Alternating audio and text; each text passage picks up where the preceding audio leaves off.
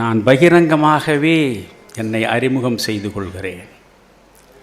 நான் ஓர் இந்து சனாதனி.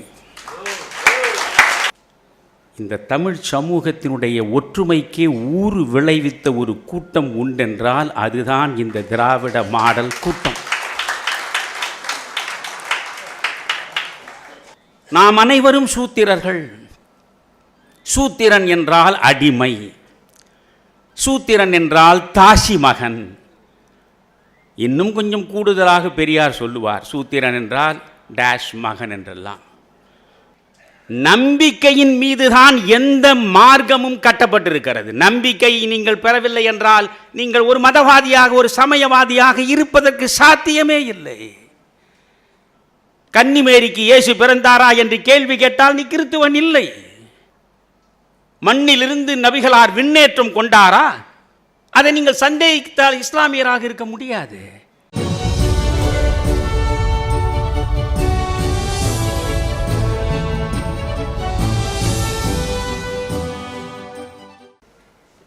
ஐம்பத்தி 5 ஆண்டுகளாக நான் பொது வாழ்வில் இருக்கிறேன். 1966 மாநில கல்லூரியில் அடியெடுத்து வைத்த பொழுது அரசியல் உலகத்தில் மறந்தும் ஈடுபடலாகாது என்று என் தந்தைக்கு வாக்களித்த பிறகுதான் நான் கல்லூரிக்கே சென்றேன். ஆனால் பெருந்தலைவர் காமராஜரின் மீது எனக்கு எல்லையற்ற பக்தி இருந்தது. அன்பு என்று சொல்ல மாட்டேன், பக்தி இருந்தது. 1967 நடைபெற்ற சட்டமன்ற தேர்தலில் தன்னுடைய சொந்த தொகுதியாகிய விருதுநகரிலேயே 1000 வாக்கு வித்தியாசத்தில் காமராஜர் தோற்றார் என்ற செய்தி கிடைத்த அன்றே கண்ணீர் நிறைந்தவனாக நான் காமராஜருடைய இல்லம் நோக்கி சென்றேன். என்னோடு பயின்ற சில மாநில கல்லூரி மாணவர்களை அழைத்து கொண்டு திருமலைப்பிள்ளை வீதியில் அழுது புலம்பிய மக்களுக்கு இடையே காமராஜரை நான் சந்தித்து அவருடைய காலடியில் விழுந்து அன்று தொடங்கிய அரசியல்தான் 55 ஆண்டுகளாக தொடர்ந்து கொண்டிருக்கிறது. என்னை பொறுத்தவரையில் நான் பள்ளி பருவத்தில் படித்த பொழுது கண்ணதாசனுடைய 2 வரிகளை இதயத்தில் ஏற்றுக்கொண்டேன். இவை சரி என்றால் இயம்புவதெம் தொழில், இவை தவறானால் எதிர்ப்பதெம் வேலை. இந்த 2ஐ தான் நான் ஒழுங்காக செய்து கொண்டிருக்கிறேன். இதுவரையில் எந்த சாதி சார்ந்த மாநாட்டிலும் நான் பங்கேற்றது கிடையாது. காரணம், எனக்கு சாதியே கிடையாது. ஆனால் இந்த மாநாட்டில் நான் பங்கேற்பதற்கு மிக முக்கியமான ஒரு நோக்கம் இருக்கிறது. நான் பகிரங்கமாகவே என்னை அறிமுகம் செய்து கொள்கிறேன். நான் ஓர் இந்து சனாதனி.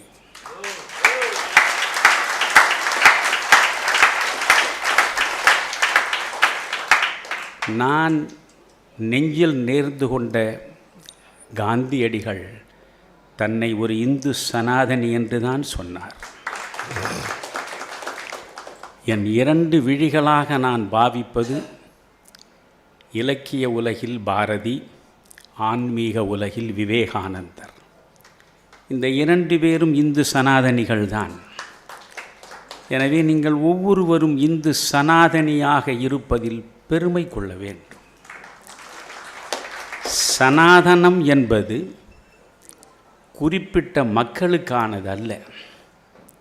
உலகம் தழுவிய அத்தனை மனிதர்களுக்கும் ஏற்ற வாழ்வியல் முறை சனாதனம் என்பதை முதலில் நாம் புரிந்து கொள்ள வேண்டும்.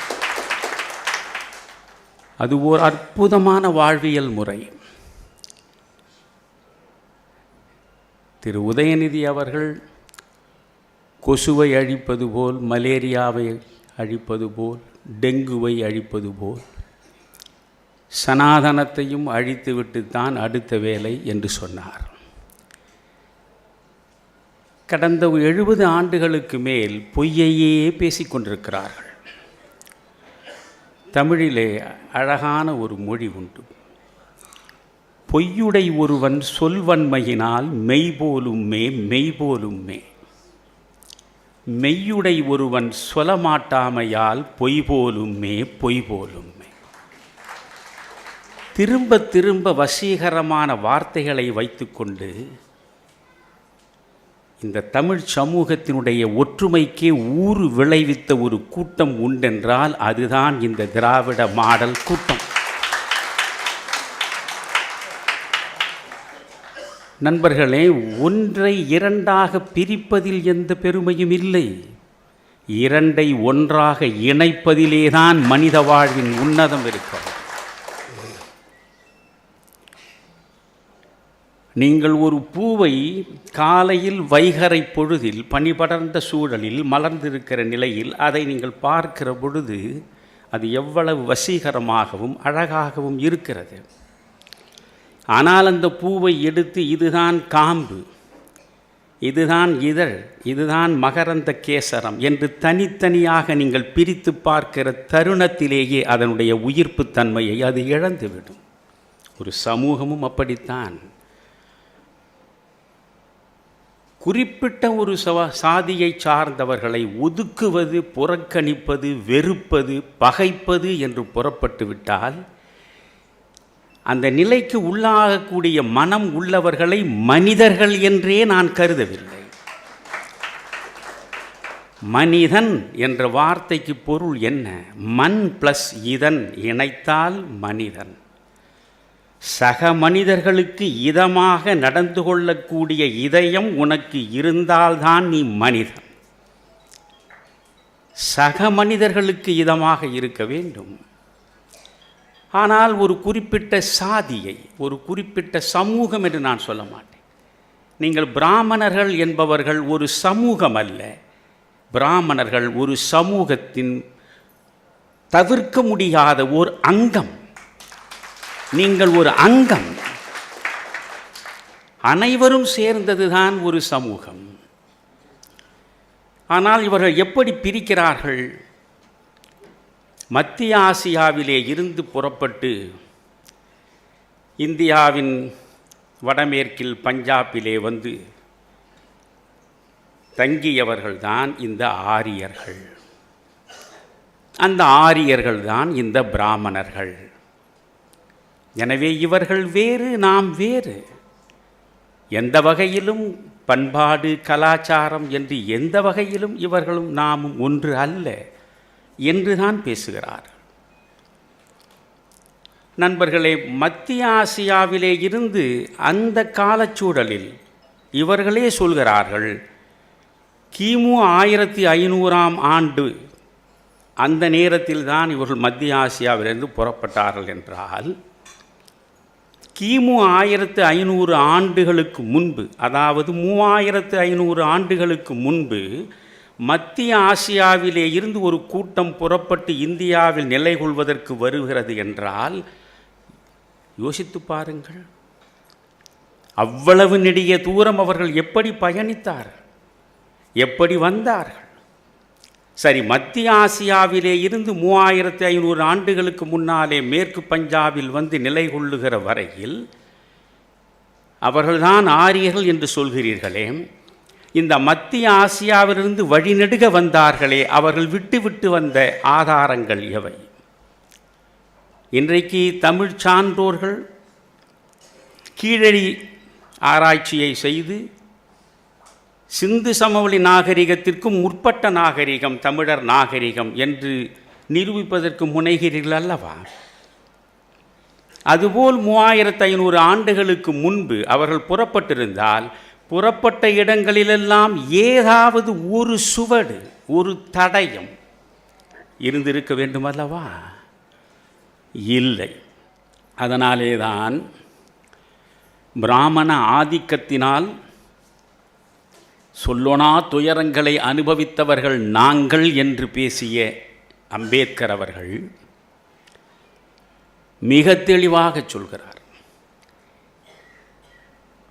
படையெடுத்து மத்திய ஆசியாவிலே இருந்து இந்தியாவில் வந்து நிலை கொண்டவர்கள் ஆரியர்கள் என்று சொல்வதற்கு ரிக்வேதத்தில் ஒரு எழுத்தை கூட உங்களால் காண முடியாது என்று அம்பேத்கரே சொல்கிறார்.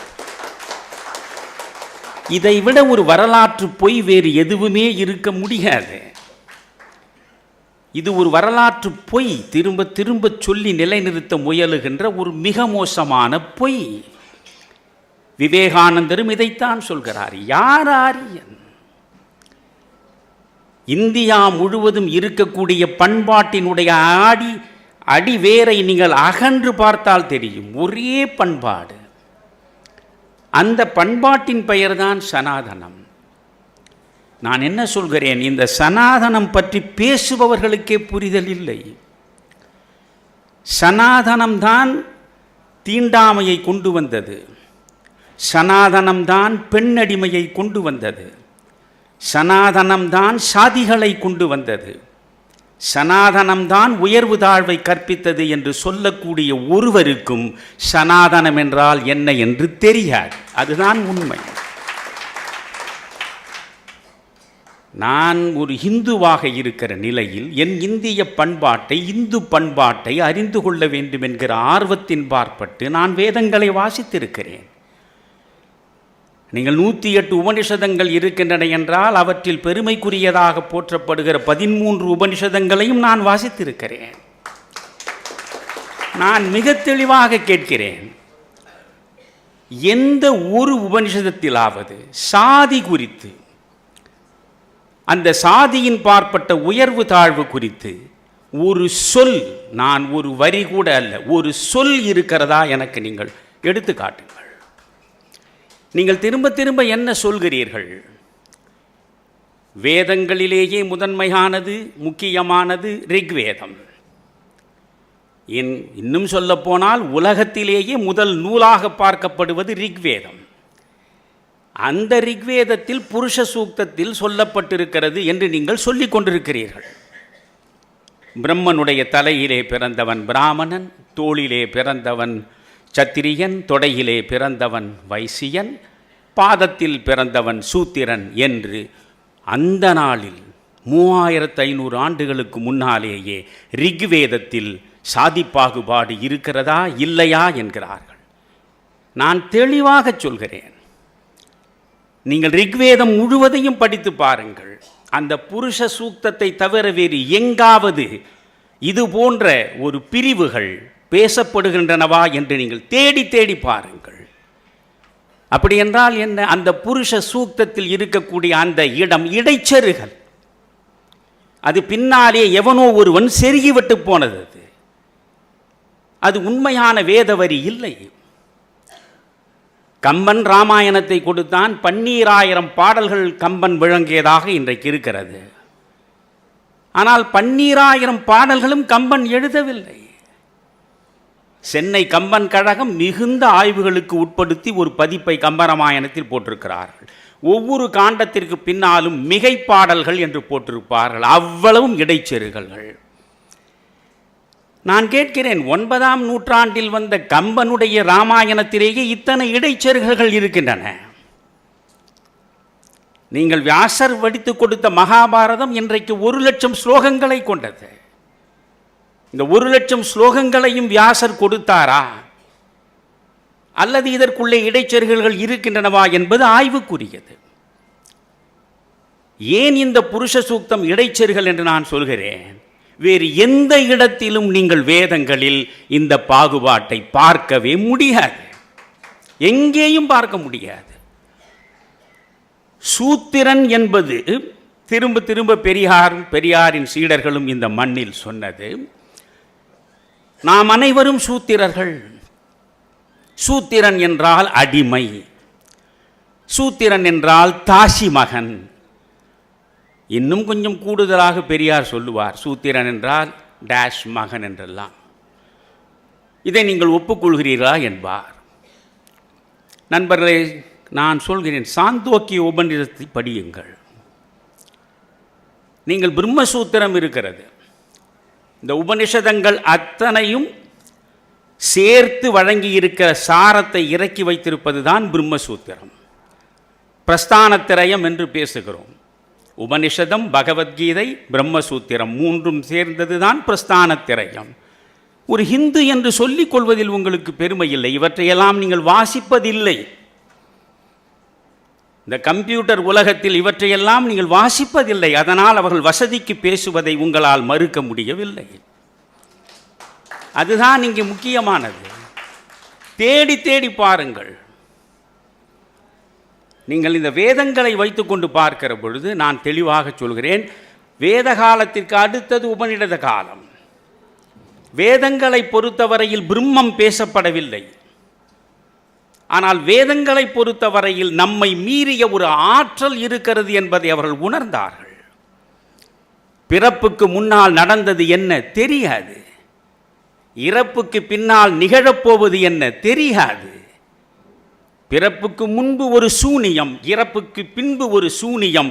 இரண்டு சூனியங்களுக்கு இடையே ஊஞ்சலாடுவதுதான் இந்த மனித வாழ்க்கை. எனவே இந்த மனித வாழ்வு எங்கிருந்து புறப்பட்டது, எங்கு போய் சேரப்போகிறது, சேர்ந்த பிறகு இது என்ன ஆகப்போகிறது என்ற ஞான தேடலில் விளைந்ததுதான் நம்முடைய வேதங்களும் உபனிஷதங்களும் என்பதை முதலில் புரிந்து கொள்ள வேண்டும். இந்த தேடலில் உலகத்தில் எவனும் ஈடுபடாத காலத்திலேயே இந்த ஞான தேடலை நடத்தியவர்கள் தான் அவர்கள். நீங்கள் வேத காலத்தில் பார்த்தால் பிரம்மம் என்ற வார்த்தையை பார்க்க முடியாது. பல தெய்வங்கள் வழிபட்டிருக்கிறார்கள். வருணனை வழிபட்டார்கள், அக்னியை வழிபட்டிருக்கிறார்கள், இந்திரனை வழிபட்டிருக்கிறார்கள். இங்கே இந்திரன் என்பதே தலைவன், அக்னி, வருணன் ஆகியவை இயற்கையின் வடிவங்கள்.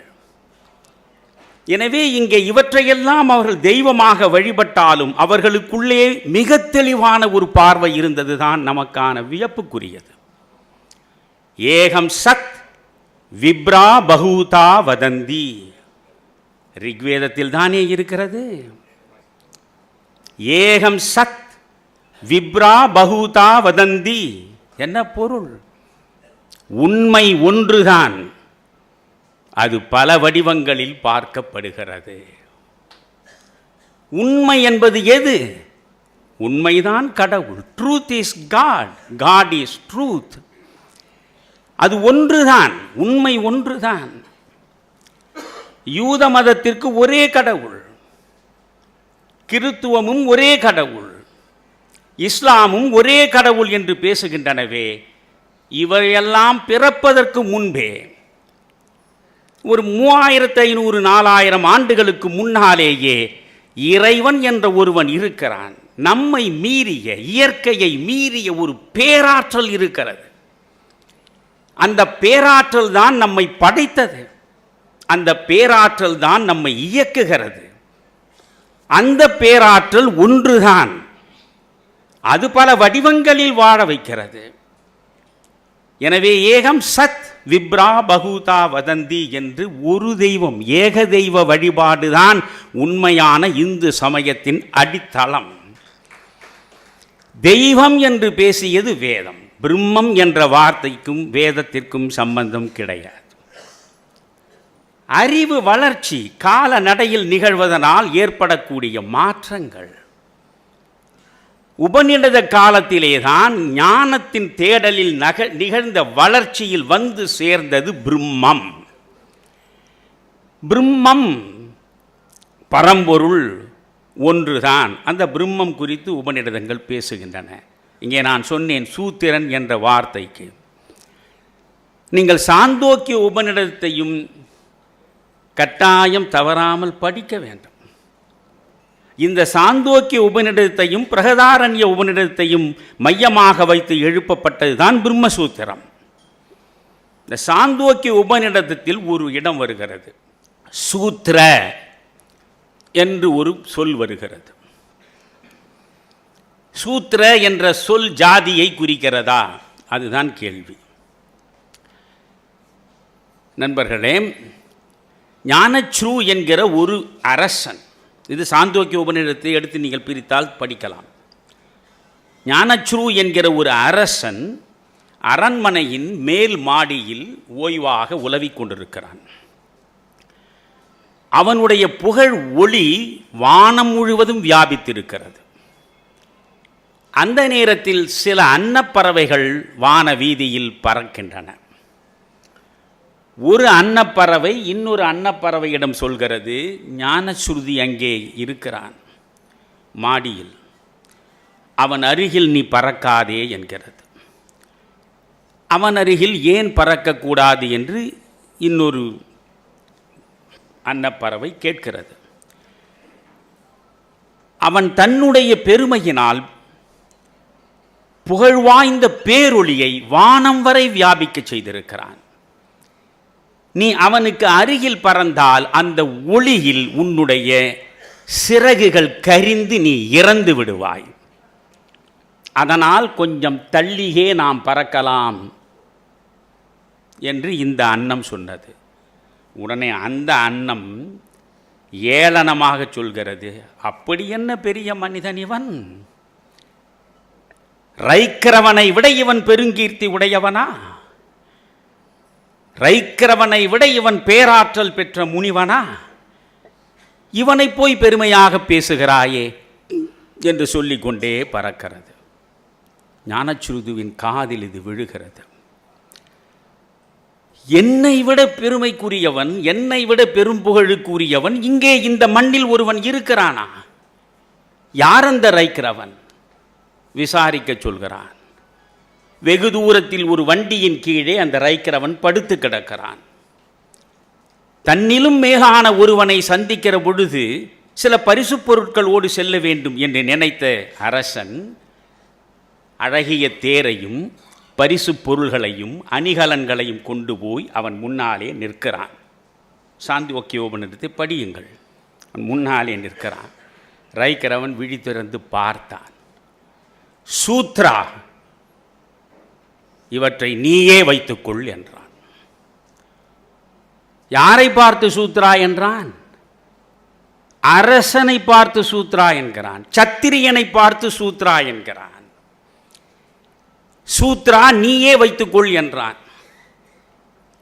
சூத்ரா என்று ஏன் சொன்னான்? சுத் பிளஸ் த்ர பிரித்து பார்த்தால் சுக் என்றால் சோகம், த்ர என்றால் ஓடி வருதல். தன் சோகம் தாழாமல், தன் துயரம் தாழாமல் அதை நிவர்த்தி செய்வதற்காக ஓடி வருபவன் எவனோ அவன்தான் சூத்திரன். இது சாந்தோக்கிய உபநிடத்தில் நாம் காணுகிற விளக்கம். மற்றபடி இந்த சாதி குறித்து எந்த ஒன்றையும் நீங்கள் பார்க்கவே முடியாது. ஏன் வேதங்களை நீங்கள் படிக்க வேண்டும்? உபநிடதங்களை படிக்க வேண்டும்? ஈசாவாஸ்யம் மகாத்மா காந்திக்கு மிகவும் பிடித்த உபநிடதம் அது. கடோபனிஷதம் விவேகானந்தர் எப்பொழுதும் ஆராதித்து ஆராதித்து போற்றி போற்றி பாராட்டி பேசிய உபநிடதம் அது. இந்த ஈசாவாஸ்யத்தை நீங்கள் படியுங்கள். மிகச்சிறிய உபநிடதம் அது, கையடக்கமான உபநிடதம் அது. அந்த ஈசாவாஸ்யத்தின் மூலம் என்ன நீங்கள் அறிந்து கொள்ள முடியும்? உதயநிதிக்கு தெரியுமா? திராவிட கும்பலுக்கு இவையெல்லாம் புரியுமா? ஈசாவாஸ்யம் என்ன சொல்கிறது? தன்னலம் துற. மனித வாழ்வு மேன்மைப்பட வேண்டுமென்றால் தன்னலம் துற.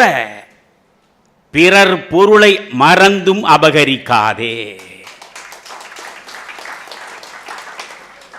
இதைவிட ஒரு வாழ்வியல் பேருண்மை உங்களுக்கு வேண்டுமா? இந்த சனாதனம் அழிய வேண்டுமா? சனாதனம் என்பது என்ன?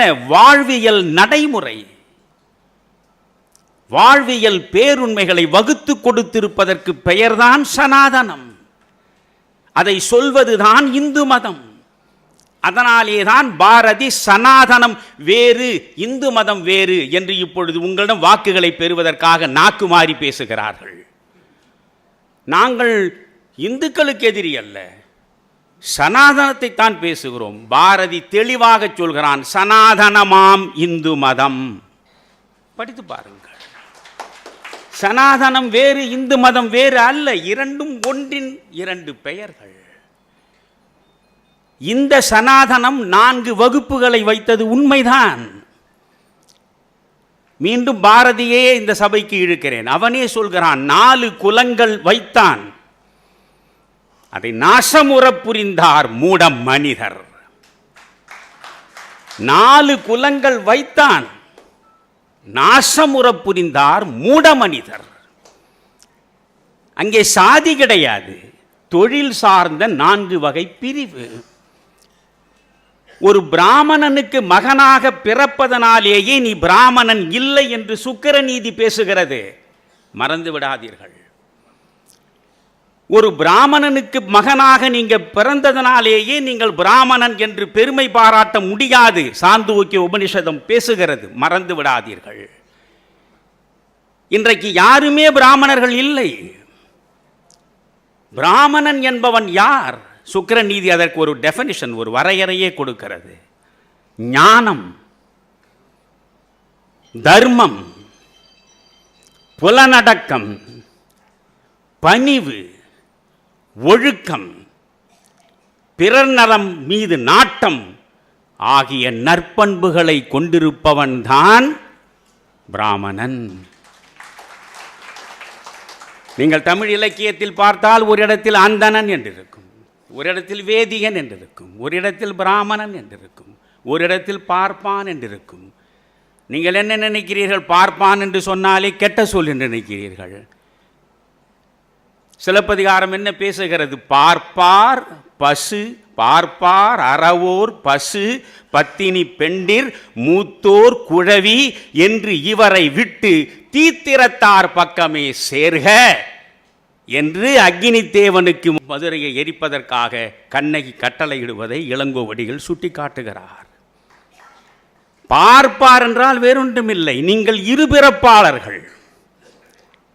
பார்ப்பு என்று தமிழில் சொன்னால் நண்பர்களே இருபிறப்பு உடையது. பறவை, பார்ப்பு பறவை இருக்கிறதே, அந்த பறவை முதலில் முட்டையிடுகிறது. அது முட்டையாக வருவது ஒரு பிறப்பு. முட்டைக்குள்ளே இருந்து வெடித்து வெளியே வருகிறது குஞ்சு, மறுபிறப்பு. எனவே பார்ப்பு என்றால் இருபிறப்பாளர்கள். பூநூல் அணிந்து ஞானோபதேசத்தை பெறுவதற்கு முன்பு ஒரு பிறப்பு, பூநூல் அணிந்து ஞானத்தை பெறுவதற்கான வாழ்வை நடத்துவதற்கு வந்த பிறகு மறுபிறப்பு.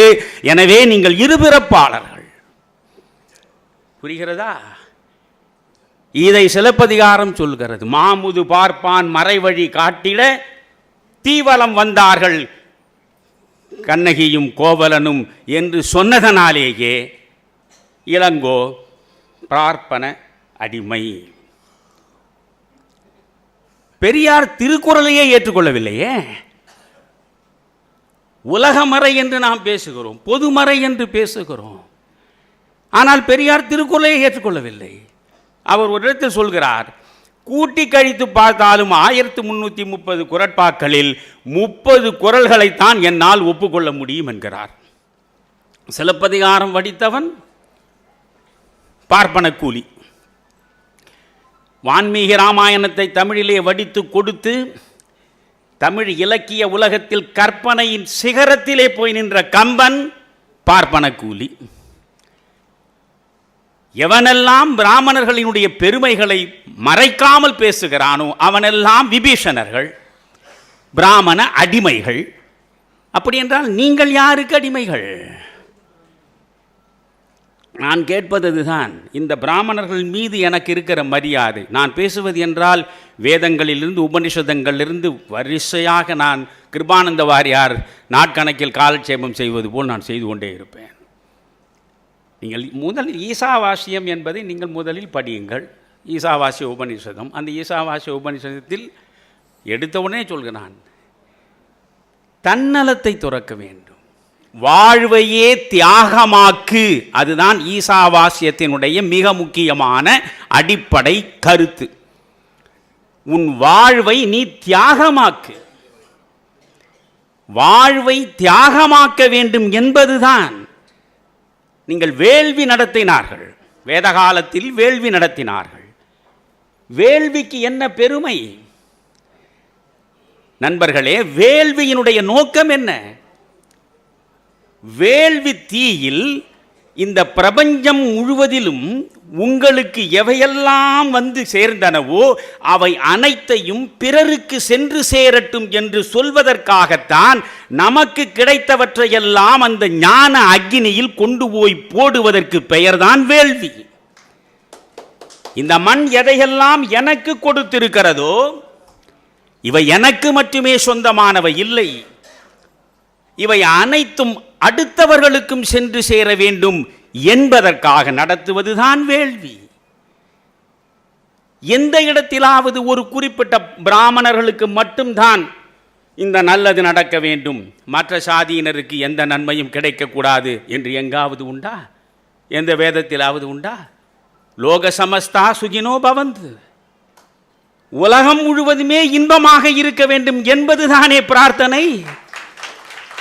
பிராமணர்கள் மட்டும் இன்பமாக இருக்க வேண்டும் என்றா பேசுகிறது? உலகம் முழுவதும் இன்பமாக இருக்க வேண்டும், உலக மக்கள் அனைவரும் இன்புற்று வாழ வேண்டும், அதுதானே.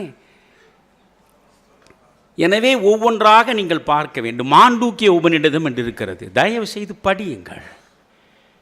மொத்தமே 18 சூத்திரம்தான். இந்த 18 சூத்திரத்தை படிக்க முடியாதா நமக்கு? மாண்டூக்கிய உபநிடதம் நான் சொன்னேன், ஈசாவாசியத்தை நீங்கள் படித்தால் அதன் மூலம் அறிந்து கொள்வது தன்னலம் துறப்பது, பிறர் நலம் காப்பது, தியாக வாழ்வை மேற்கொள்வது, அதற்கு தான் அந்த உபநிடதம்.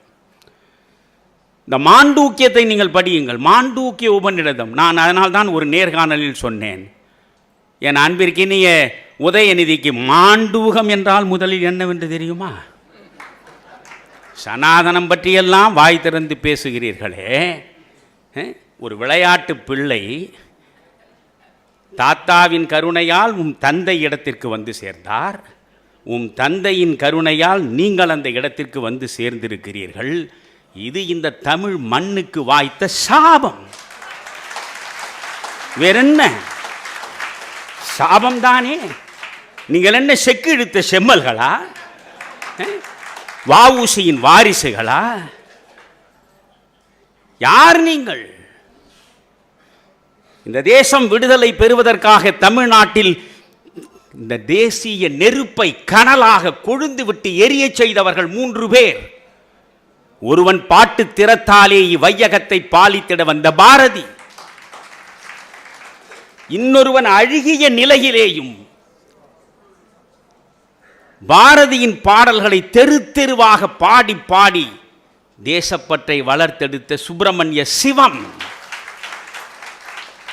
இன்னொருவர் செக்கிழுத்த செம்மல் வஉசி. நீங்கள் வஉசியை போன்று செக்கிழுத்தீர்களா? இந்த தேசத்திற்கு நீங்கள் செய்தது என்ன? இந்த தேசம் உங்களுக்கு எல்லாவற்றையும் கொடுத்திருக்கிறது, ஆனால் நீங்கள் எதையுமே இந்த தேசத்திற்கு கொடுத்ததில்லை. இதுதான் உண்மை. எதையுமே நீங்கள் கொடுக்கவில்லை.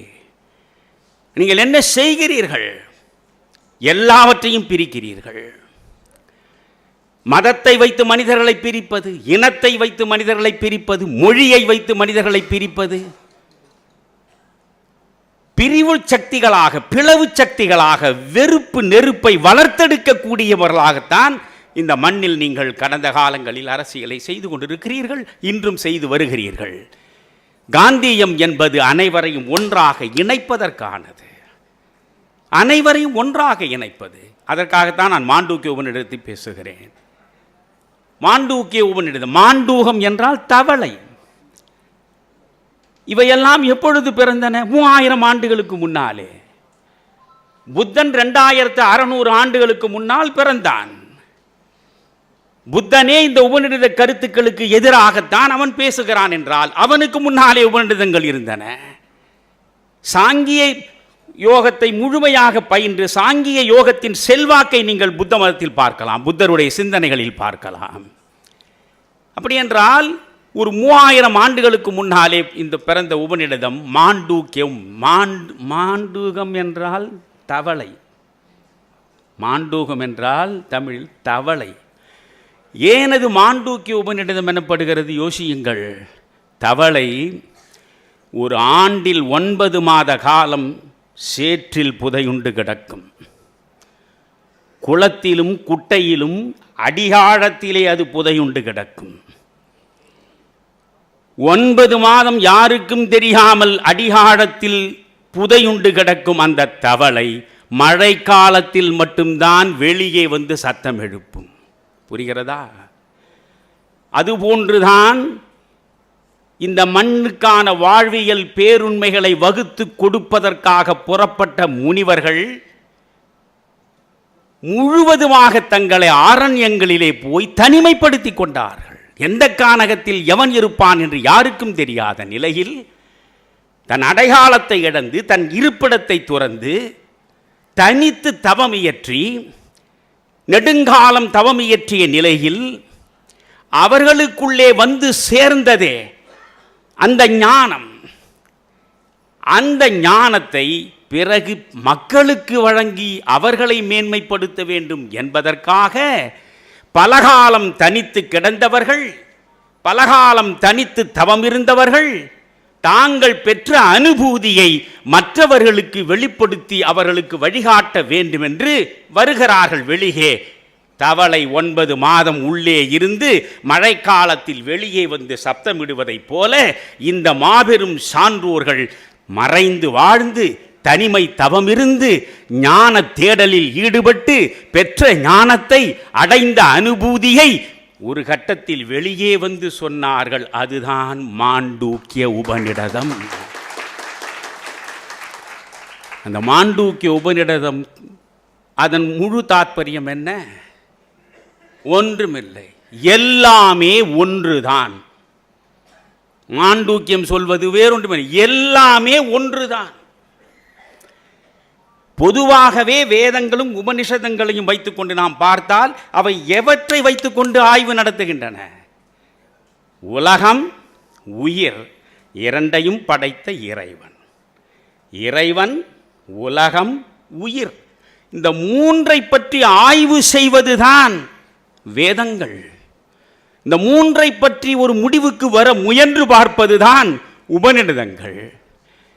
ஆனால் மாண்டூக்கிய உபநிடதம் என்ன சொல்கிறது?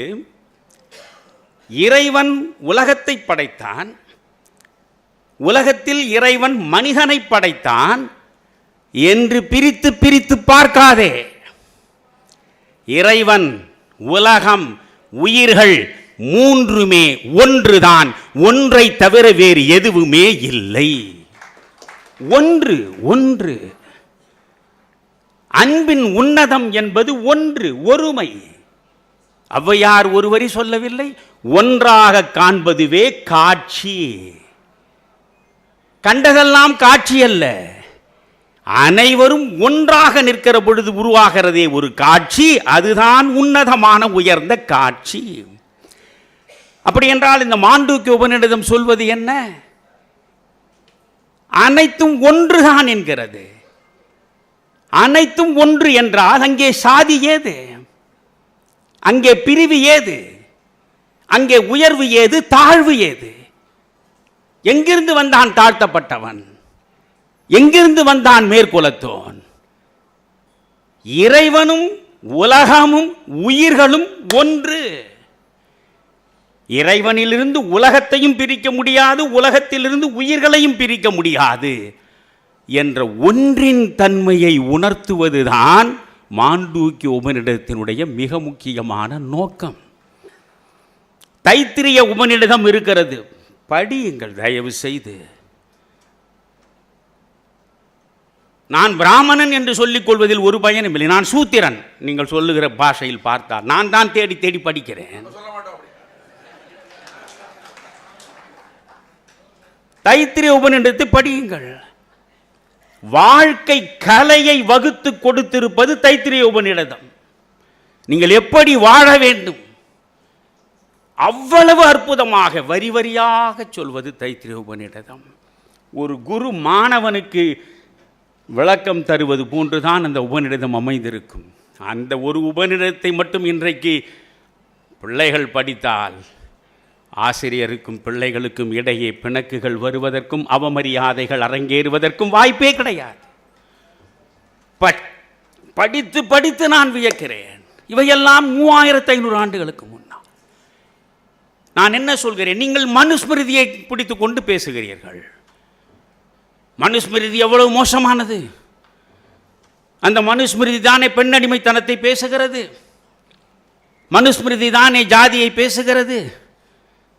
இந்த பிரம்மனுடைய தலையிலே இருந்து பிராமணன் பிறந்தான் என்று தொடங்குவதிலே இருந்து மனுஸ்மிருதி தானே பதிவு செய்கிறது. இது நியாயமா என்று கேட்கிறீர்கள். நண்பர்களே, நான் பேசுவது ஸ்ருதி, நீங்கள் பேசுவது ஸ்மிருதி. இரண்டுக்கும் இடையில் உள்ள வேறுபாட்டை புரிந்து கொள்ளுங்கள். ஸ்ருதி என்றும் மாறாதது, ஸ்மிருதி காலத்திற்கு ஏற்ப மாறக்கூடியது. ஸ்மிருதி என்பது அந்தந்த கால சூழலுக்கு ஏற்ப சமூகம் வகுத்து கொள்ளுகிற சட்டங்கள். ஸ்ருதி என்பது கால காலமும் இந்த பூமி உள்ளவரை, பிரபஞ்சம் உள்ளவரை மாறாத வாழ்க்கை நியதிகளை பேசுகின்ற ஒன்று. ஸ்ருதி வேறு, ஸ்மிருதி வேறு. ஸ்ருதி என்பது என்ன? வேதங்கள் ஸ்ருதி, உபநிடதங்கள் ஸ்ருதி, பகவத்கீதை கூட ஸ்மிருதி தான். புராணங்கள், இதிகாசங்கள் என்றெல்லாம் பார்த்தால் அவை ஸ்மிருதி, காலத்திற்கேற்ப மாறலாம். ஆனால் ஸ்ருதி மாறாது. வேதங்களும் உபநிடதங்களும் முன்வைக்கக்கூடியது மாறாது.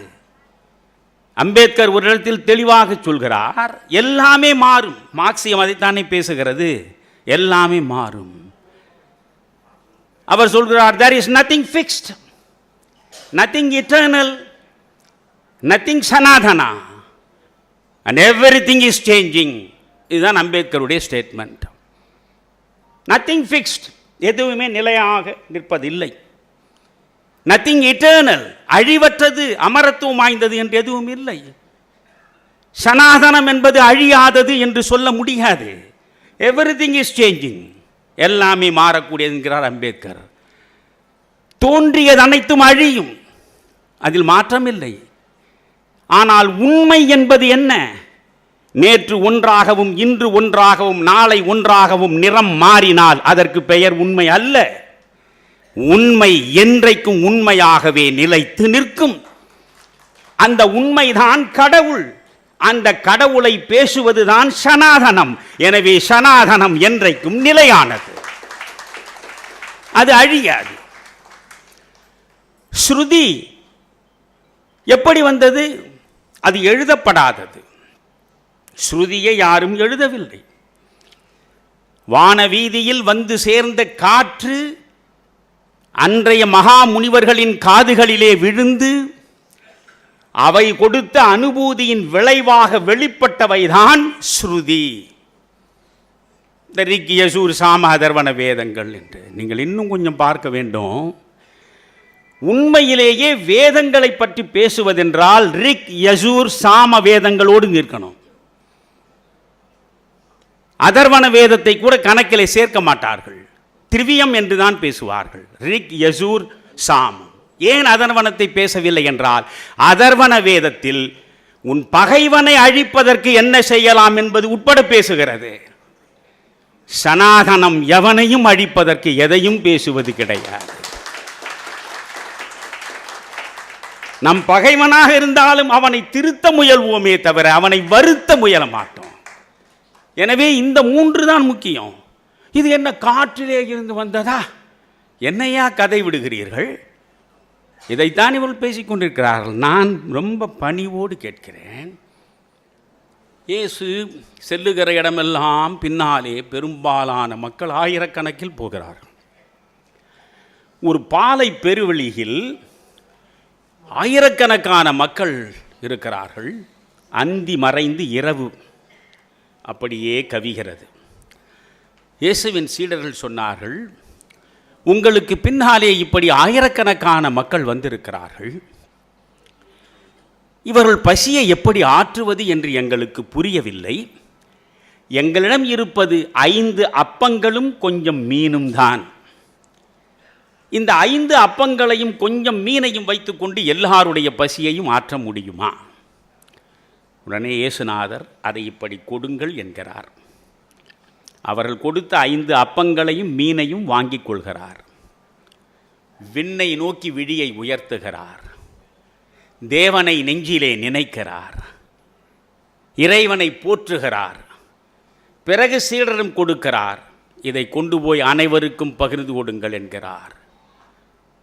விவிலியம் பைபிள் சொல்கிறது 5 அப்பங்களும் கொஞ்சம் மீனும் 5000 பேருக்கு பரிமாறப்பட்டன. 5000 பேரும் பசியாறிய பின்பும் 12 கூடைகளில் எஞ்சிய துண்டுகள் நிரப்பப்பட்டன என்பதை நீ ஏற்றுக்கொள்வதென்றால், காற்றின் மூலமாக எங்களுக்கு செய்தி கிடைத்தது என்பதை நீ ஏன் ஏற்க மறுக்கிறாய்? கடல் மீது இயேசு நடந்தார் என்பதை நீ ஏற்றுக்கொள்வது என்றால், காற்றின் மூலமாக வந்து சேர்ந்ததுதான் ஸ்ருதி என்று நாங்கள் சொல்வதை நீ ஏன் ஏற்க மறுக்கிறாய்? கன்னி மேரிக்கு பிறந்தவர்தான் கர்த்தர் என்பதை நம்பினால்தான் நீ கிறிஸ்துவன். படிக்கவே தெரியாத உம்மி நபிகளார். உம்மி என்றால் எழுத படிக்க தெரியாதவர். அப்படி உம்மியாக இருந்த நபிகளார் ஹீரா மலைக்குன்றில் போய் தனியாக அமர்ந்து சிந்தனையில் ஆழ்ந்து பல நேரங்களில் இருக்கிற பொழுது விண்ணிலே இருந்து ஜிப்ரீல் என்கிற இறை வானவர் வந்து அவர் முன்னாலே காட்சி தந்து ஓதுவீராக என்கிறார். எனக்குத்தான் எழுத படிக்க தெரியாதே, நான் எப்படி ஓதுவது? ஓதுவீராக என்று 2வது முறையும் சொல்கிறார். நபிகளார் தயங்குகிறார்.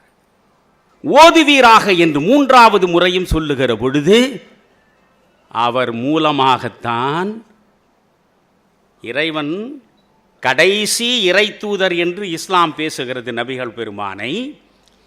அவர் மூலமாக ஒரு நாள் அல்ல, குருட்சேத்திரம் 18 நாள் போரில் அதற்கு முன்னாலேயே பகவத்கீதை எப்படி சொல்லப்பட்டது? அதுவும் குருட்சேத்திரத்திலே போய் சொல்லப்பட்டது என்று கேட்கிறாயே. 23 ஆண்டுகள் இறைவாக்காக நபிகளார் மூலம் இறக்கி வைக்கப்பட்ட வசனங்கள் தான் இஸ்லாமினுடைய மறையாக வேதமாக இருக்கக்கூடிய திருக்குர்ஆன். நான் அதை ஏற்றுக்கொள்கிறேன், நான் அதை சந்தேகிக்கவில்லை. கர்த்தர் கன்னி மேரிக்கு பிறந்தார் என்றால் நான் அதை சந்தேகிக்கவில்லை. பெர்ராண்ட் ரசல் ஒரு முறை அழகாக சொன்னார், all religions are based only on faith. அவ்வளவுதான். நம்பிக்கையின் மீதுதான் எந்த மார்க்கமும் கட்டப்பட்டிருக்கிறது. நம்பிக்கை நீங்கள் பெறவில்லை என்றால் நீங்கள் ஒரு மதவாதியாக ஒரு சமயவாதியாக இருப்பதற்கு சாத்தியமே இல்லை. கன்னிமேரிக்கு இயேசு பிறந்தாரா என்று கேள்வி கேட்டால் நீ கிறிஸ்துவன் இல்லை. மண்ணிலிருந்து நபிகளார் விண்ணேற்றம் கொண்டாரா? விண்ணேற்றம் நிகழ்ச்சி இருக்கிறது பாருங்கள். அதை நீங்கள் சந்தேகித்தால் இஸ்லாமியராக இருக்க முடியாது. நான் எப்படி பார்க்கிறேன்? பைபிளை நான் பல முறை வாசிக்கிறேன், நாளையும் வாசிப்பேன். பைபிளில் இருக்கக்கூடிய மலை பொழிவை நெகிழ்ந்து நெகிழ்ந்து வாசிப்பேன். இயேசுவின் மலை பொழிவை திரும்ப திரும்ப வாசித்ததன் விளைவாகத்தான் நானே கிறிஸ்துவனாக விரும்புகிறேன் என்று சொல்லி மகாத்மா காந்தி தென்னாப்பிரிக்காவில் இருந்த தன்னுடைய வழக்கறிஞர் அலுவலகத்தில் இயேசுவின் படத்தையே மாட்டி வைத்தார். அந்த அளவுக்கு மலைப்பொழிவு மகாத்மாவை ஈர்த்தது. பிறகுதான் அவர் யோசிக்கிறார், இவையெல்லாம் இந்து மதத்தில் இல்லையா? நாம் மதம் மாறித்தான் தீர வேண்டுமா என்று யோசித்து இந்து மதத்திற்குள்ளே போகிற பொழுது இவையெல்லாம் ஏற்கனவே நான் இருக்கக்கூடிய இந்து மதத்திலேயே இருக்கிற நிலையில் நான் எதற்கு மதம் மாற வேண்டும் என்ற புரிதல் காந்திக்கு வருகிறது. ஆனால் காந்தி கிறித்துவத்தை படிக்கவில்லை. மலைப்பொழிவை நான் படிக்கிறேன். நண்பர்களே, தன்னுடைய 63வது வயதில் நபிகளார் கஸ்வா என்கிற ஒட்டகத்தின் மீது ஏறி அமர்ந்து லராஃபத் என்கிற பாலை வெளியில் தனக்கு முன்னாலே கூடியிருந்த 1,24,000 சீடர்கள் வெள்ளாடை உடுத்து நிற்கிறார்கள். 1,24,000 பேருக்கு முன்னால் இந்த கஸ்வா என்கிற ஒட்டகத்தின் மீது அமர்ந்து இறுதி உரை நிகழ்த்துகிறார். அதுதான் அவருடைய இறுதி உரை 63வது வயதில். நான் அதை படிக்கிறேன். வட்டி வாங்காதே, பழிக்கு பழி என்று புறப்படாதே. உன்னுடைய மனைவியை நீ நேசி, அன்பு செய். உனக்கு உன் மனைவியின் மீது உரிமைகள் இருப்பதைப் போலவே அந்த மனைவிக்கும் உன் மீது உரிமைகள் இருப்பதை மறந்து விடாதே. நீ எதை உண்கிறாயோ அதை உன் அடிமைக்கும் கொடு. நீ எதை உடுத்துகிறாயோ அதையும் உன் அடிமைக்கு கொடு. இறைவன் ஒருவனே என்பதை எப்பொழுதும் நம்பு என்றெல்லாம் அந்த இறுதி உரை நிகழ்த்துகிறாரே, அதை நான் திரும்ப திரும்ப படிப்பேன். அப்படித்தான் நீங்கள் பார்க்க வேண்டும். வெறும் வெறுப்பை விதைப்பதனால் ஒன்றும் ஆகாது. நான் இந்த பிராமணர்கள் என்ன செய்தார்கள் இதை மட்டும் சுருக்கமாக சொல்லிவிட்டு போய், வேதங்கள்லேருந்து புறப்பட்டால் அது என்ன நிகழும்?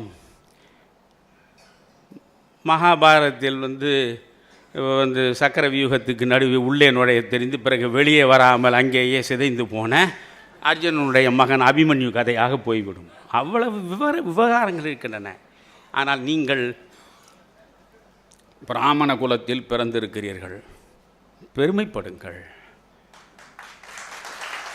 நீங்கள் கொஞ்சம் திரும்பி பாருங்கள். நீங்கள் தமிழை வளர்த்தவர்கள் தானே திராவிட இயக்கம். நான் இன்றல்ல, கருணாநிதி இருக்கிற பொழுது என் இளமையில் 20-25 வயதிலேயே கருணாநிதிக்கு திறந்த மடல் எழுதியவன் நான், கருணாநிதிக்கு அனுப்பியவன் நான் அதிலேயே தெளிவாக எழுதியிருக்கிறேன். தமிழை நீங்கள் வளர்க்கவில்லை, தமிழால் நீங்கள் வளர்ந்தீர்கள். நாராய் நாராய் செங்கால் நாராய் நீயும் நின் மனையும் தென்திசை குமரி ஆடி வடதிசைக்கு ஏகுவீராயின் எம்மூர் சத்திமுற்ற வாவியுள் தங்கி பேழையுள் கிடக்கும் பாம்பென உயிர்க்கும் ஏழையாளனை கண்டனம் எனுமே. முழு பாட்டை நான் சொல்லவில்லை. அந்த அப்படி வறுமையில் வாடி வாடி தமிழை வளர்த்தது கூட்டம் வேற. அவர்கள் வளர்த்து வைத்த தமிழை சொல்லி சொல்லி பிழைக்கின்ற கூட்டம் வேற. நான் கேட்கிறேன், தமிழ் இலக்கியத்தை மட்டுமே வைத்துக் கொண்டு ஆய்வு செய்வோமா? தமிழுக்கு புதிய உயிரும் உருவமும் உள்ளடக்கமும் கொடுத்த முதல் கவிஞன் யார்? பாரதியை விட்டால் வேறு எவனை உங்களால் சொல்ல முடியும்? கேடு தட்டி போன பாதையிலேயே தொடர்ந்து நடந்து கொண்டிருந்த இலக்கியத்திற்கு புதிய உருவம், புதிய உள்ளடக்கம், புதிய உத்தி, புதிய மொழி, புத்துயிர் கொடுத்தவன் பாரதி இல்லையா? அதுபோல உங்களில் யாரையாவது சொல்ல முடியுமா? பாரதியை ஏற்றுக்கொண்டு கனகசுப்புரத்தினம் பாரதி தாசனானார். தாசன் என்றால் அடிமை. நான் பாரதிக்கு அடிமை என்றான். திராவிடர் கழகத்திலே இருந்த பட்டுக்கோட்டை அழகிரியிலிருந்து அன்பழகன் வரையில் திராவிட இயக்கத்தில் ஈடுபடுத்திக் கொண்ட நீங்கள் தாசன் என்று பெயர் வைத்துக் கொள்வது நியாயமா என்று கேட்டார்கள். நான் அப்படித்தான் வைத்துக் கொள்வேன். பிராமணர்களுக்கு எதிராக வசைபாடுவதற்கென்றே குறிஞ்சி திட்டு என்று ஒரு காப்பியத்தை கொடுத்து விட்டு போன அந்த மனிதன் வாழ்நாள் முழுவதும் பாரதியார் என்று பெயர் சொல்லி அழைத்ததில்லை. எந்த இடத்தில் பேசினாலும், எந்த மேடையில் பேசினாலும் ஐயர் என்றுதான் சொல்லுவார். ஐயர் சொன்னார், ஐயர் செய்தார் என்று பேசுவார். புதிய உருவத்தை கொடுத்தது யார்? புதிய உள்ளடக்கத்தை தந்தது யார்? பாரதி என்ற பிராமணன் தான். தமிழிலேயே முதல் சிறுகதையை எழுதியவன் யார்? இன்று வரை பட்டிமண்டபம் நடக்கிறது. வேண்டுமானால் சுகி சிவத்தை வைத்துக்கொண்டு மணிகண்டனும் மோகன சுந்தரமும் ஒரு பட்டிமன்றம் நடத்துங்கள். யார் எழுதியது? முதலில் எழுதியது பாரதி தான். பாரதி எழுதிய சிறுகதை தான் முதலில் சிறுகதை வடிவத்தையே தமிழுக்கு கொண்டு வந்து சேர்த்தது என்று ஒரு பக்கமும், இல்லை இல்லை, பாரதியோடு புதுச்சேரியிலே இருந்த வாவேசு ஐயர் தான் குளத்தங்கரை அரசமரம் என்று எழுதினாரே, அதுதான் தமிழில் வந்த முதல் சிறுகதை. நான் கேட்கிறேன், முதல் சிறுகதையை வாவேசு ஐயர் எழுதியிருந்தாலும் வாவேசு ஐயர், முதல் சிறுகதையை பாரதி எழுதியிருந்தாலும் சுப்பிரமணிய பாரதி ஐயர் தான். நீங்களா முதலில் சிறுகதை எழுதினீர்கள்? நான் கேட்கிறேன். இன்றைக்கு உயர் தனி செம்மொழி, செம்மொழி பூங்கா வைத்திருக்கிறீர்கள், செம்மொழி மாநாடு நடத்தினீர்கள். உயர்தனி செம்மொழி என்கிற அந்த சொற்றொடரையே முதலில் கொண்டு வந்து இந்த தமிழ் இலக்கிய உலகத்தில் சேர்த்த ஆள் யார் தெரியுமா? இது உதயநிதிக்கு தெரியுமா? இல்லை ஸ்டாலினுக்கு தெரியுமா? அவருக்கு பின்னாலே பரிவாரமாக சுற்றி சூழக்கூடிய மனிதர்களுக்கு தெரியுமா? மாசுவுக்கு தெரியுமா? அறநிலையத்துறைக்கென்றே வானத்திலே இருந்து அவதாரம் எடுத்து வந்து சேர்ந்திருக்கிறாரே ஒரு மனிதர், அவர்களெல்லாம் இவையெல்லாம் இவர்களுக்கு தெரியுமா? இவர்களெல்லாம் தெரியுமா? அதனால்தான் நான் ஒரு நேர்காணலில் கூட சொன்னேன், இவர்களெல்லாம் அரியாசனத்தில். ஏன் காரணம்? அரியாசனம். எவனுக்கு எந்த திறமை இருக்கிறது, எவனை எங்கே வைக்க வேண்டும் என்று அரியாசனம் இருக்கிற வரையில் இந்த அரியாசனம் இவர்களுக்கு போய் சேருவதுதான். தமிழ் வீகோ சூரியநாராயண சாஸ்திரியார் 33 வயதில் கண்மூடி விட்டான் ஐயா அவன். அந்த சூரியநாராயண சாஸ்திரி தான் வடமொழி கலக்காமலேயே தனித்தமிழில் எழுதவும் பேசவும் முயன்ற பிதாமகன். அந்த மனிதன் தான் சூரியநாராயண சாஸ்திரி என்பதை பரிதி மார் கலைஞன் என்று பெயரை மாற்றிக்கொண்டார். சூரியன் என்றால் பரிதி, நாராயணன் என்றால் திருமால் மால், புரிகிறதா? சாஸ்திரி என்றால் கலைஞன், பரிதி மார் கலைஞன். அவர்தான் மதுரையில் பாண்டித்துரை தேவர் நடத்திய செந்தமிழ் என்கிற இதழில் கட்டுரை எழுதுகிறார். அந்த கட்டுரையின் தலைப்பு என்ன தெரியுமா? உயர்தனி செம்மொழி. 1901 எழுதினார். நீங்கள் பிறந்தே இருக்க மாட்டீர்கள் திராவிட பிதாமகர்களே. 1901 தமிழ்தானடா உலகத்திலேயே one of the classical languages, உயர்தனி செம்மொழி. அவர்தான் அதை எழுதினார்.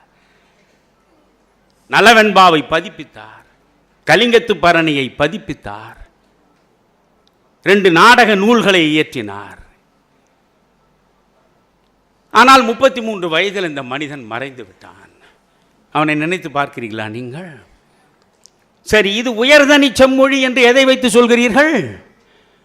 இங்கேதான் புறநானூறு இருக்கிறது, இங்கேதான் நெஞ்சை அள்ளும் சிலப்பதிகாரம் இருக்கிறது, இங்கேதான் மணிமேகலை இருக்கிறது என்று நீள முழங்குகிறீர்களே. தமிழ் தாத்தா ஊவே சாமிநாத ஐயர் மட்டும் இல்லாமல் போயிருந்தால் இவை அனைத்துமே கரையானுக்கு சென்று போய் சேர்ந்திருக்குமே. யோசிக்கிறீர்களா நீங்கள்? யோசிக்க யோசிக்க உங்கள் பெருமை உங்களுக்கு முதலில் புலப்பட வேண்டும். தமிழில் 5 பெருங்காப்பியங்கள் என்கிறோம். 5 பெருங்காப்பியங்கள் என்ன? சிலப்பதிகாரம், மணிமேகலை, சீவக சிந்தாமணி, வளையாபதி, குண்டலகேசி. சிலப்பதிகாரமா சிறப்பதிகாரமா சிழப்பதிகாரமானே தெரியாது. கும்பகோணம் கல்லூரியில் ஊவே சாமிநாத ஐயர் அங்கே தமிழாசிரியராக இருக்கிற பொழுது, அங்கே கும்பகோணத்தில் முன்சீப்பாக பதவி வகித்தவர் சேலம் ராமசாமி முதலியார் என்பவர். அந்த சேலம் ராமசாமி முதலியாரிடம் ஒரு சுவடி இருந்தது. அந்த சுவடி தமிழ் தாத்தா ஊவேசாவின் கண்ணில் பட்டுவிட்டது. பிரித்து படித்து பார்த்தார். அதுதான் சீவக சிந்தாமணி. வெறும் சுவடியாக இருந்தது. அதை எடுத்தார். அது சமண காப்பியமாக இருக்கிறது. எனவே சமணம் சார்ந்த உண்மைகளை சரியாக புரிந்து கொள்வதற்கு சமண அறிஞர்களோடு பேசி அவருடைய கருத்தை முழுமையாக உள்வாங்கி, இதற்காகவே கும்பகோணத்திலே இருந்து சென்னைக்கு வந்து 500 புத்தகங்களை அவர்தான் முதலில் பதிப்பித்து சீவக சிந்தாமணியை இந்த தமிழ் கூறும் நல்லுலகத்திற்கு கொடுத்தார். இல்லை என்றால் சேலம் ராமசாமி முதலியார் வீட்டில் சிறைப்பட்டு அது கரையானுக்கு இரையாகி இருக்கும். சீவக சிந்தாமணி கதை ஆயிற்றா 5 பெருங்காப்பியங்கள்ல. சிலப்பதிகாரம் பல இடங்களில் தேடுகிறார். அதனுடைய முழு வடிவமும் கிடைக்கவில்லை. திருநெல்வேலியில் இருக்கக்கூடிய சைவ பிள்ளைமார்கள் வீடு வீடாக சென்று அலைந்தார். அப்படி அலைந்து திரிந்து முயன்று ஒன்றை நீங்கள் உருவாக்கி கொடுத்தது உண்டா இந்த தமிழுக்கு? திராவிட இயக்க அறிவாளிகள் வீடு வீடாக தேடி அலைந்தார். ஆங்காங்கு கிடைத்த சிதிலமடைந்த ஏடுகளை எல்லாம் ஒன்றாக எடுத்து கொண்டு வந்து பார்க்கிறார். அதில் அடியார்க்கு நல்லாருடைய அற்புதமான உரை இருக்கிறது. ஆனால் எல்லா காதைகளுக்கும் உரை முழுமையாக இல்லை. பிறகு அரும்பத உரை அவருக்கு கிடைக்கிறது. இந்த அரும்பத உரையை வைத்துக்கொண்டு அடியார்க்கு நல்லார் உரையையும் வைத்துக்கொண்டு மிகச்சிறப்பாக சேதாரம் இல்லாமல் சிலப்பதிகாரத்தை அவர்தான் உருவாக்கி பதிப்பித்து இந்த தமிழ் இலக்கிய உலகத்திற்கு தாரை வார்த்தார். 2 காப்பியம் ஆயிற்றா? 3வது காப்பியம் என்ன? சிவக சிந்தாமணி, சிலப்பதிகாரம், மணிமேகலை. மணிமேகலை அவர்தான் கண்டெடுத்தார், அவர்தான் பதிப்பித்தார். மணிமேகலை முழுக்க முழுக்க புத்த மத காப்பியம் என்று புரிந்து கொண்டு பௌத்த ஞானிகளிடம் சென்று அவர்களிடம் ஒவ்வொன்றுக்கும் சரியான பொருள் அறிந்து மணிமேகலையை அவர் கொடுத்தார். 3 காப்பியங்களை அவர் கொடுத்தார், மறந்து விடாதீர்கள். பிறகு நீங்கள் என்ன 2 காப்பியங்கள் சொன்னீர்கள்? இன்றைக்கு கிடைத்திருப்பது வளையாபதியில் வெறும் 72 பாடல்கள் மட்டும்தான். இதற்காக அவர் கண்ணுறங்கவில்லை. நீங்கள் ஊவேசாவுடைய என் சரித்திரத்தை தயவு செய்து ஒவ்வொருவரும் படிக்க வேண்டும் ஐயா, ஒவ்வொருவரும் படிக்க வேண்டும். அதில் சொல்கிறார், தருமபுர ஆதீனத்திற்கு நான் சென்றிருந்த பொழுது என் விழிகளில் பட்டது இந்த வளையாபதி. பிறகு நான் இதை எப்படியாவது புத்தகமாக்கிவிட வேண்டும் என்று முயன்ற பொழுது அந்த வளையாபதி கைக்கு கிடைக்கவே இல்லை. இதற்காக நான் பல காலம் வருந்தினேன் என்கிறார். ஆங்காங்கு உரை மேற்கோள்களாக காணப்பட்டவற்றை ஒன்றாக சேர்த்து எடுத்த போது வளையாபதியில் 71 பாடல்கள் தான் கிடைத்தன. இதைவிட மோசம் அடுத்து குண்டலகேசி. வளையாபதி சமண காப்பியம், குண்டலகேசி புத்தமத காப்பியம். இந்த குண்டலகேசியில் இப்பொழுது இருக்கக்கூடிய பாடல்கள் வெறும் 19 பாடல்கள் தான், வெறும் 19 பாடல்கள். யோசித்து பாருங்கள்.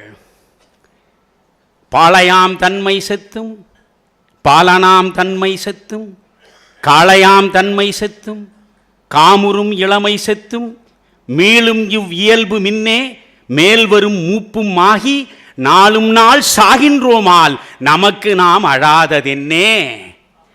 என்ன பாடல் அது! நாம் எல்லாம் என்ன நினைக்கிறோம்? ஒரு நாள் பிறக்கிறோம், ஒரு நாள் இறக்கிறோம். அடே மடையா, நீ ஒவ்வொரு நொடியும் இறக்கிறாய். காளையாம் பாலையாக இருந்தாயே, சின்னஞ்சிறு குழந்தையாய் கடைசி வரை இருந்தாயா? பாளையாம் தன்மை செத்தது. பாலனானாயே, பாலனாகவே இருந்தாயா? பாலனா செத்தாயே. காளையானாயே, காளையாக இருந்தும் செத்தாயே. காமுறும் இளமை கொண்டு அலைந்தாயே, அந்த இளமையோடு உன் வாலிபமும் செத்தது. மேல் வரும் மூப்புமாகி வயோதிகத்தில் முடிந்த போது நீ சாவதாக நினைக்கிறாய். ஒவ்வொரு நாளும் சாகிற நீ உன் சாவுக்கு நீ அழாமல் ஏனடா பிறர் சாவுக்கு அழுது கொண்டிருக்கிறாய்?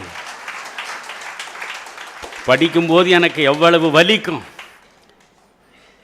19 பாடல்களில் இந்த ஒரு பாடல் குண்டலகேசியில் இருக்கிறதே. அப்படி என்றால் இந்த குண்டலகேசி முழுவதுமாக கிடைத்திருந்தால், குண்டலகேசி முழுவதும் கிடைக்கவில்லை. காரணம், ஊவேசா கைக்கு வந்து சேரவில்லை. வளையாபதி கிடைக்கவில்லை முழுமையாக, காரணம் ஊவேசாவுக்கு வந்து சேரவில்லை. அப்படி என்றால் இந்த ஊவேசாவுக்கல்லவா நீங்கள் ஒவ்வொரு ஆண்டும் திருவிழா நடத்த வேண்டும், தமிழர் திருவிழா. யோசியுங்கள். வரிசையாக சொன்னால் நேரம் போய். படைப்பிலக்கிய உலகத்தில் எந்த பகுதி எடுத்தாலும் உங்களை சார்ந்தவர்கள் தான் சாதித்திருக்கிறார்கள். அந்த சாதனைகளை எல்லாம் சொல்லவே உங்களுக்கு தெரியவில்லையே. பிரச்சனையே அங்கேதானே இருக்கிறது. என் குலப்பெருமையை நான் அறியாமற் போனால் அதைவிட பாவம் உலகத்தில் வேறு எதுவாக இருக்க முடியும்? அதனால் தானே உங்களை அவர்கள் ஏமாற்றுகிறார்கள். பொதுவாகவே வரையப்பட்டிருக்கிற ஒரு சித்திரம் என்ன? பிராமணர்களா, பயந்தாங்குள்ளிகள், அப்பாவிகள் என்று நினைக்கிறார்களே. நீங்கள் வீரம் செறிந்த மனிதர்கள் என்பதை முதலில் நிரூபிக்க வேண்டுமென்றால் நான் சனாதனிதான்.